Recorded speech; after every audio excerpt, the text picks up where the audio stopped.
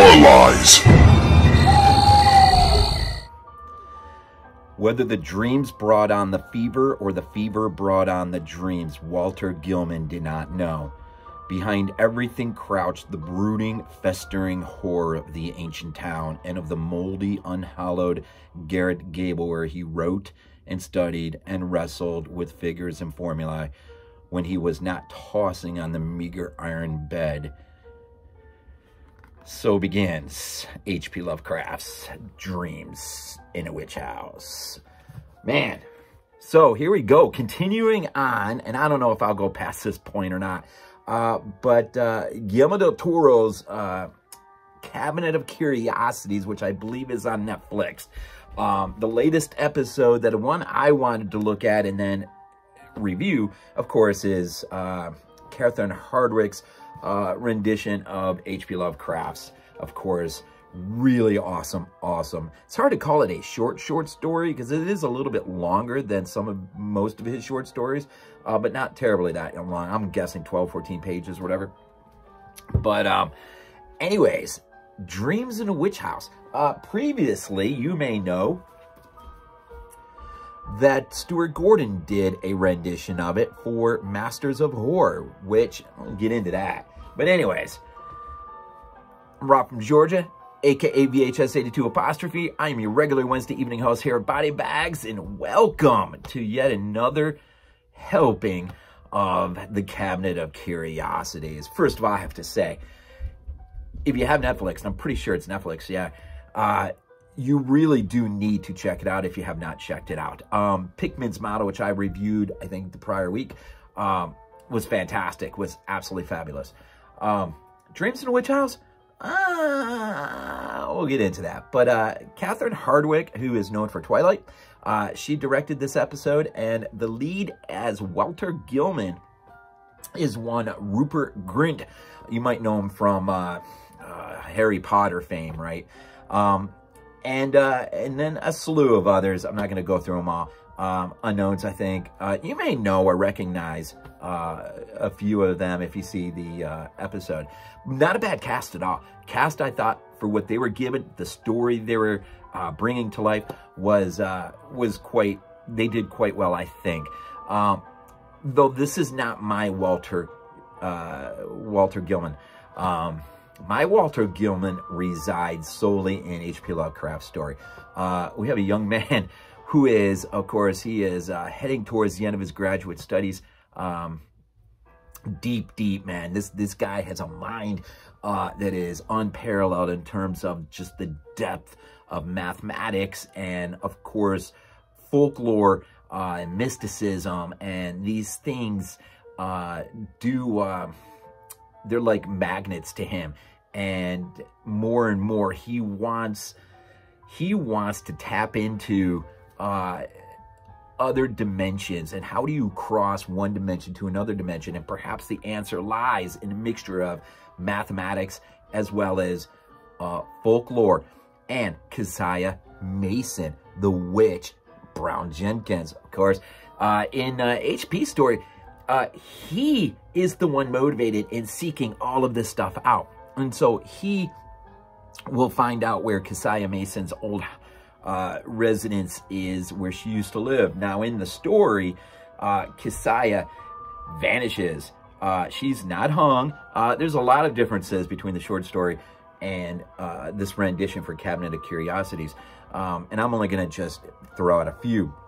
One is Walter Gilman's motivation. His motivation is purely search out anything and everything he can find on the old witch Keziah, because he believes that she has tapped into being able to move from dimension to dimension, and that is what he is wanting. And of course, he will get much more than that as the story, as HP writes it, flows down.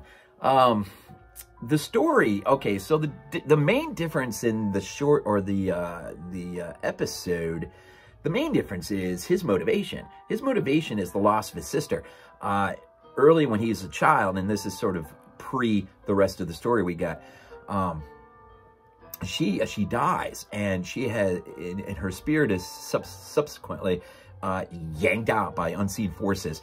And so the life that he has before him, which I believe, if I remember, resided in music. He was a music talent.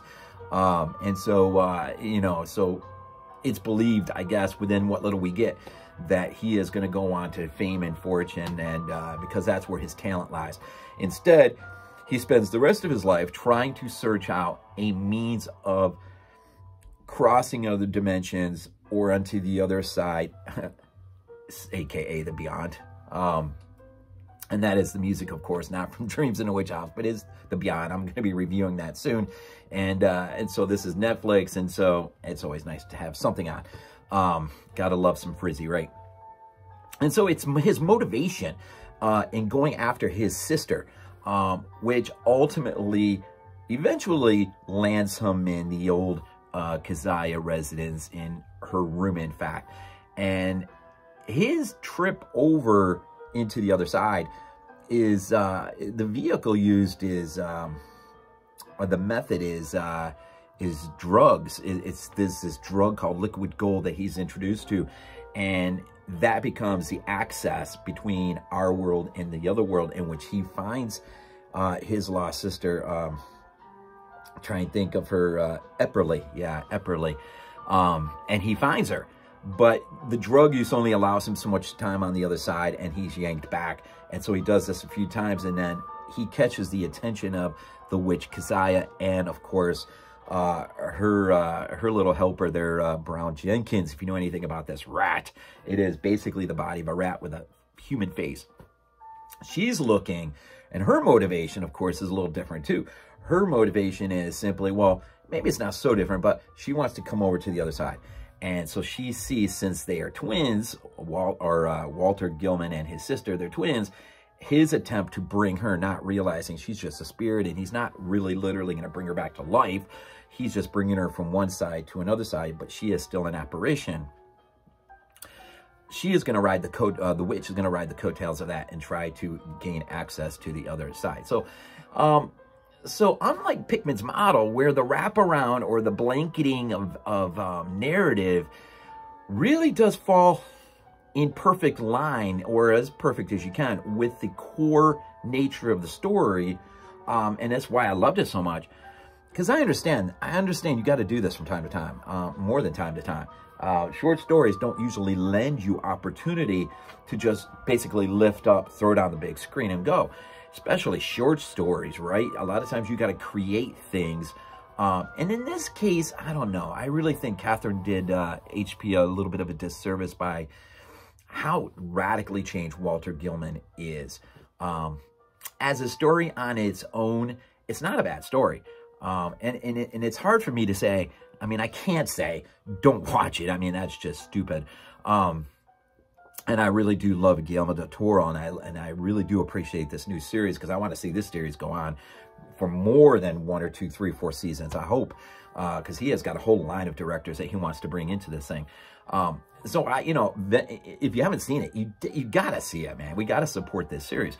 But if you're a purist like me, there are going to be, you may not appreciate Dreams in a Witch House near as much as you will, say, Pickman's Model, where the HP atmosphere is just so thick, or at least much thicker in that than we find here. In fact, this one seemed, to me at least personally, pretty much devoid of any real Lovecraftian sense. It just wasn't there for me. Now, call me a purist, call me a stickler for the written word. I love his stories. He is my favorite fictional writer of all time. And I pretty much have everything he's written. And so I'm a little bit of bias, but can we really call it biased? I mean, this is the source material we're talking about. And so for what she decides to do, and I'll say this, I'll play devil's advocate real quick. I don't really blame Catherine Hardwicke for changing up the story a little bit, since, as I mentioned, Stuart Gordon already did it. And his is a much closer rendition to the original source material.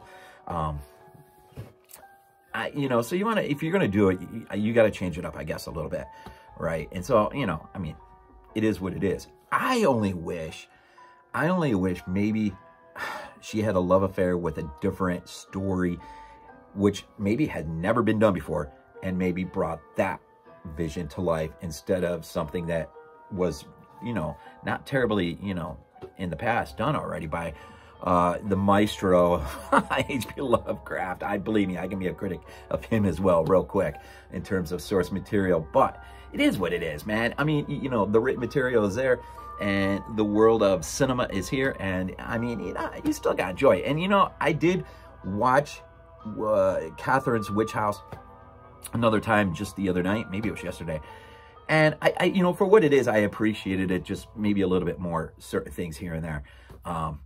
But in terms of the short story, I went actually back and reread this short story, and you realize just how many, you know, how many differences really were from that to her vision of that. But hey, credit Guillermo, credit these directors, credit these stories. This is a series as a whole. So far, I've not seen the whole thing in its entirety, but it is fantastic, really. And so here at week 474 on BodyBags, I don't know if I'll grab another one of these episodes down the line again, but I am going to, at the end of the month, be looking at an older film by Guillermo del Toro that he directed, The Devil's Backbone. I may, in fact, dive into that tonight. I am much looking forward to that. And so anyways, here in weeks 474 again, another quick little look into the series on Netflix, and Dreams in a Witch House, one Catherine Hardwicke and one Rupert Grint, which I thought did an adequate job, at least with the story he was given to do. And so, as always, we leave these things off with Go Bills.